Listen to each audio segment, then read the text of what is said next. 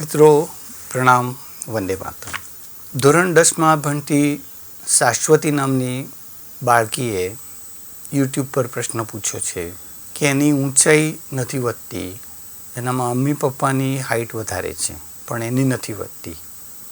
એનો એક ભાઈ છે, એની પણ ઊંચાઈ વધારે છે, તો કોઈ ઉપાય બતાવો. મિત્રો, જો બાલ્યકાળમાં તો આસનો એ ઉત્તમ માધ્યમ છે યોગશાસ્ત્ર પ્રમાણે. અને આપને યાદ હશે જ કે આપણી સ્કૂલોમાં જે ઉદ્દંડ બાળકો હોય, હોમવર્ક ન કરનારા બાળકો હોય, શાળામાં તોફાન મચાવનારા બાળકો હોય, અશાંતિ કરનારા બાળકો હોય, એ બધા બાળકોને એક ફાયદો કરનારી શિક્ષકો કરતા હતા. એમને અંગૂઠા પકડાવતા હતા. વધારે તોફાની બાળક હોય તો એમને મુરઘો બનાવતા હતા. તમે સ્ક્રીન પર જોઈ જ રહ્યા છો કે કઈ રીતે અંગૂઠા પકડાય, મુરઘો કઈ રીતે બનાય. તો મિત્રો, મુરઘો બનવાની જે ક્રિયા છે અને હસ્તપાદાસન કરવાની જે ક્રિયા છે, અંગૂઠા પકડવાની ક્રિયા, કોઈ એને પાદહસ્તાસન પણ કહે છે, એટલે ભરપૂર ફાયદા છે. મુરઘો બનવાથી શરીરના 26 શક્તિ કેન્દ્રો દબાય છે.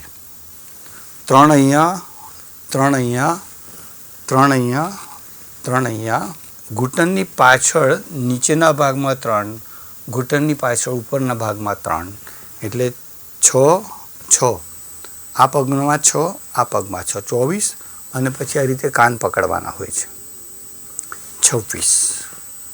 એ શક્તિ કેન્દ્રો દબાવવાથી પિનિયલ અને પિચ્યુટરી ગ્રંથિને ભરપૂર લોહી મળે છે.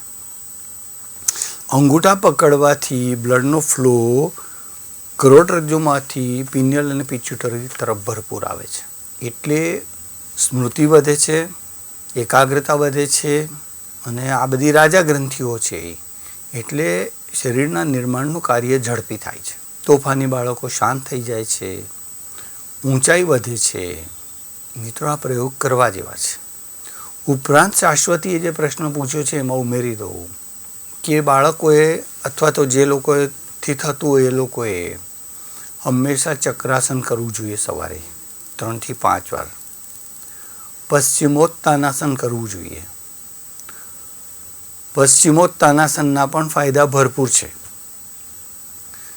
પરંતુ જે તાડાસન આપણે કરીએ છીએ હાથ ઉપર લઈ જઈ, એ તાડાસનના તો કરોડરજ્જુને બી ફાયદા છે, નાના મગજને બી ફાયદા છે, આખા શરીરને વ્યાપક ફાયદા છે, પરંતુ સૌથી મોટો ફાયદો ઊંચાઈ વધવાનો છે. આનાથી ઊંચાઈ પણ વધે છે. તો એમાં એક તમે ઉમેરી શકો છો સૂર્ય નમસ્કાર, ત્રિકોણાસન.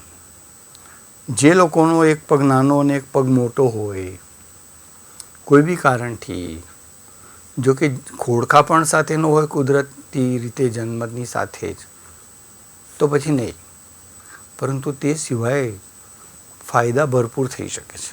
કોઈ નસના અવરોધના કારણે જો પગ નાનો મોટો થઈ ગયો હોય, સળિયા નાખ્યા હોય તો નહીં થાય, તૂટફૂટ થઈ હોય તો બાકી ત્રિકોણાસન કરો, એના પણ ભરપૂર ફાયદા છે. તો મિત્રો, આ બધા આસનો બહુ જરૂરી છે, રોજબરોજ કરવા જોઈએ. જેમનાથી થતા હોય એમને ખાસ કરવા જોઈએ અને એના ફાયદા લેવા જ જોઈએ. દરેક વાલીને વિનંતી, શિક્ષક મિત્રોને વિનંતી કે દરેક વિદ્યાર્થીઓને આ આસન પીટીના જે પીરિયડ્સ હોય એમાં તો કરાવવા જ જોઈએ, યોગના પીરિયડ્સમાં કરાવવા જોઈએ. અને એ બાળકોને તમારી સામે જ ફાયદો દેખાશે. એમને જોતામાં 1 વર્ષમાં એમની હાઇટ સડસડાટ વધી જાય છે. અને એમાં એક સિમ્પલ ઘરગથ્થુ પ્રયોગ બતાવી દઉં છું. અશ્વગંધાના મૂળિયાનું ચૂર્ણ બજારમાંથી 100 ગ્રામ લઈ આવવાનું. એમાં 5 ઇલાયચી નાખીને, એટલે ઇલાયચીનું પાવડર, પછી 100 ગ્રામ ખડી સાકરનું ચૂર્ણ બનાવીને તૈયાર રાખવાનું.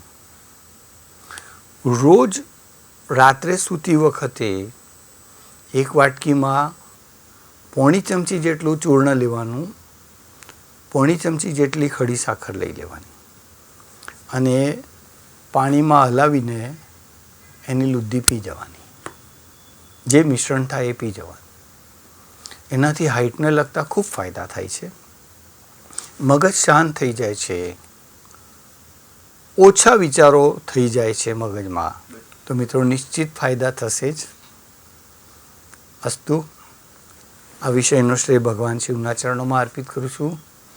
જગતજનની ભારત માતાને પ્રણામ કરું છું અને આજના વિષયના સમાપનની આજ્ઞા ચાહું છું. વંદે માતરમ.